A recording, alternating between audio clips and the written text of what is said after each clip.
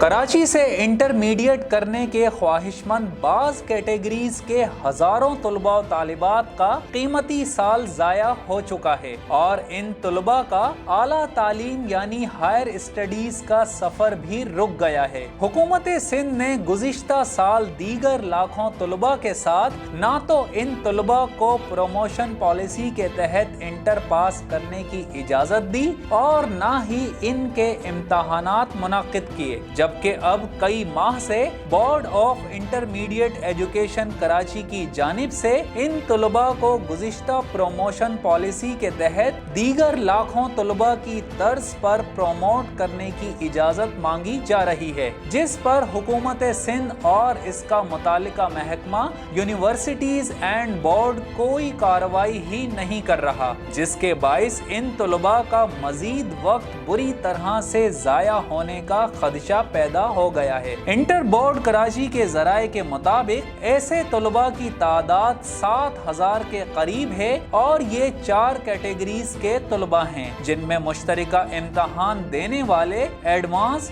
Short subject, اے level اور مدارس سے امتحان پاس کرنے والے، اسپیشل یا آخری چانس والے طلباء شامل ہیں۔ گزشتہ سال جب تعلیمی بورڈز کے چیئرمین کے ساتھ مل کر محکمہ اسکول و کالج ایجوکیشن اور محکمہ یونیورسٹیز اینڈ بورڈز نے مشترکہ طور پر میٹرک اور انٹر کے طلباء کے لیے بغیر امتحانات کے پاس کرنے کی غرض سے پروموشن پالیسی ترتیب دی تو انٹر کی سطح پر ان چاروں کیٹیگریز کے طلباء کا معاملہ پروموشن پالیسی کے ڈرافٹ میں شامل ہی نہیں کیا گیا۔ اس سلسلے میں جاری کیے گئے نوٹیفیکیشن میں واضح طور پر کہا گیا تھا کہ وہ طلباء جو امتحان نہیں دے سکے یا اپنے نتائج سے مطمئن نہیں ہیں، ان کے لیے اسپیشل امتحانات منعقد ہوں گے۔ انٹر بورڈ کراچی نے ان ہزاروں طلباء سے امتحانی فارم اور فیس بھی وصول کر لی، تاہم اس دوران کووڈ-19 کی دوسری لہر کے سبب یہ امتحان بھی نہیں ہو سکے۔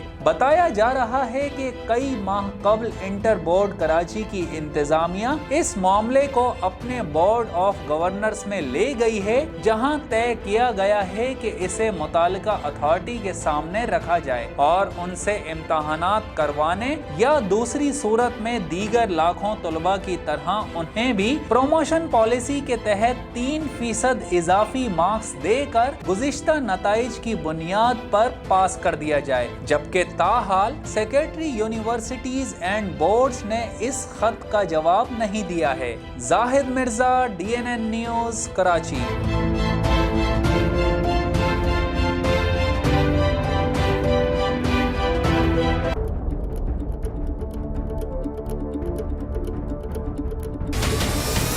ہمارے چینل کو سبسکرائب کریں اور بیل آئیکن پر کلک کریں۔